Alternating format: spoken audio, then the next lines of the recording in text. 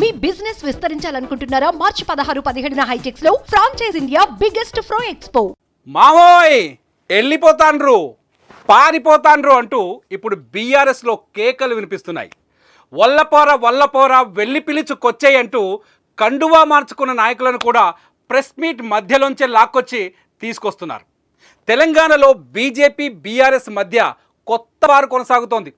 ఇక మీరు గెలవలేరులే అంటూ బీఆర్ఎస్ నేతలకు బీజేపీ వేస్తున్న గ్యాలానికి నాయకులు ఈజీగా చిక్కుతున్నారు. విచిత్రం ఏంటి అంటే నిన్నటిదాకా బీఆర్ఎస్ బీజేపీ మధ్య దోస్తీ ఉందనే ప్రచారం జరిగింది. ఒక రకంగా చెప్పాలంటే అసెంబ్లీ ఎన్నికల్లో ఈ ప్రచారం కూడా బీఆర్ఎస్ ఓటమికి ఒక కారణమయ్యింది. ఇప్పుడు అదే బీజేపీ బీఆర్ఎస్ను మింగేయటానికి ప్రయత్నిస్తోందనే చర్చకు తెరలేచింది.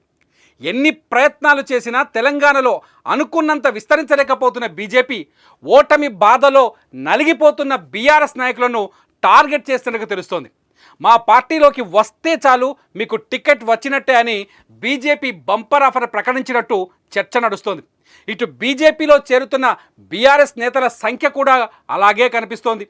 నిన్నటిదాకా బీఆర్ఎస్ అధినేత కేసీఆర్కు వీరభక్తుల్లా కనిపించిన వారంతా ఇప్పుడు బీజేపీ కండువాలు కప్పుకోవటం అందరినీ ఆశ్చర్యానికి గురిచేస్తోంది.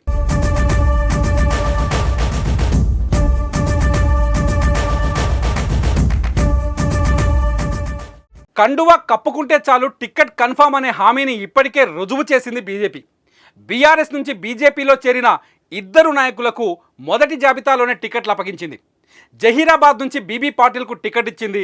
ఇక్కడ బీజేపీ నుంచి రాజకీయంగా ఆర్థికంగా బలమైన నేతలు ఉన్నప్పటికీ వారెవ్వరినీ కాదని బీఆర్ఎస్ నుంచి వచ్చిన పాటిల్కు అధిక ప్రాధాన్యం ఇచ్చింది బీజేపీ. ఇటు నాగర్ కర్నూలులో కూడా అదే జరిగింది. స్థానిక సిట్టింగ్ ఎంపీ పోతుగంటి రాములు కుమారుడు భరత్కు వెంటనే టికెట్ ఇచ్చింది. రాములు బీఆర్ఎస్ నుంచి పార్లమెంటుకు ప్రాతినిధ్యం వహిస్తున్నారు ప్రస్తుతం. దీంతో బీజేపీ ఎప్పుడు పిలుస్తుందా అని ఎదురు చూస్తున్న బీఆర్ఎస్ నేతల్లో ఆశల్ని మరింత పెంచినట్టయింది. రెండో జాబితా రేపో మాపో వస్తుందనే లోపే బీఆర్ఎస్ నుంచి ఏకంగా 4 నాయకులు బీజేపీలో దూకేశారు. నల్గొండ లోక్సభ టికెట్ కోసం కేసీఆర్ వీరభక్తుడు సైదిరెడ్డి బీజేపీ కండువా కప్పుకున్నారు. మహబూబాబాద్ ఎంపీ టికెట్ కోసం బీఆర్ఎస్లో కీలక నేతగా ఉన్న సీతారాం నాయక్ కూడా కండువా మార్చేశారు. ఖమ్మం నుంచి జలగం వెంకట్రావు, ఆదిలాబాద్ నుంచి నగేష్ బీఆర్ఎస్లో బిస్తర సర్దేసి బీజేపీ గూటిలో అడుగుపెట్టారు. అంతేకాదు మరికొంతమంది నాయకులు బీజేపీ ఆఫీస్ నుంచి ఫోన్ వస్తుందని ఇంకా ఎదురు చూస్తూనే ఉన్నారు.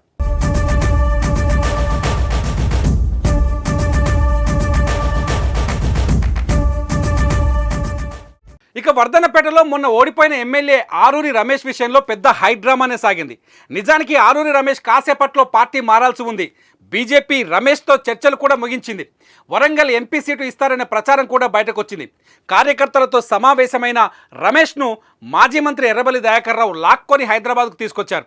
నంది హిల్స్లో ఉన్న కేసీఆర్ ఇంట్లో కూర్చోబెట్టారు. అయినప్పటికీ రమేష్ నిర్ణయం ఏంటన్నది ఇంకా సస్పెన్స్గానే ఉంది. ఇకపోతే నాకు టిక్కెట్ కావాల్సిందే అంటూ అసెంబ్లీ ఎన్నికలకు ముందు బీఆర్ఎస్ చుట్టూ చక్కర్లు కొట్టిన మిట్టపల్లి సురేందర్ని కూడా బీజేపీ తమ బుట్టలో వేసుకున్నట్టుగా తెలుస్తోంది. ఇప్పటికే సురేందర్ బీజేపీ తెలంగాణ అధ్యక్షుడు కిషన్ రెడ్డితో భేటీ అయ్యారు. సురేందర్ పెద్దపల్లి ఎంపీ టికెట్ను ఆశిస్తున్నట్టుగా తెలుస్తోంది. అంతే భయ్యా, రాజకీయం కూడా సోషల్ మీడియా లాంటిదే. ట్రెండింగ్లో ఉన్న టాపిక్ గురించే పబ్లిక్ ఎక్కువగా మాట్లాడుకుంటారు. రాజకీయంలో కూడా పవర్ ఉన్న పార్టీలోకే నాయకులు క్యూ కడతారు. మరి మీరేమంటారు? కామెంట్ చేయండి.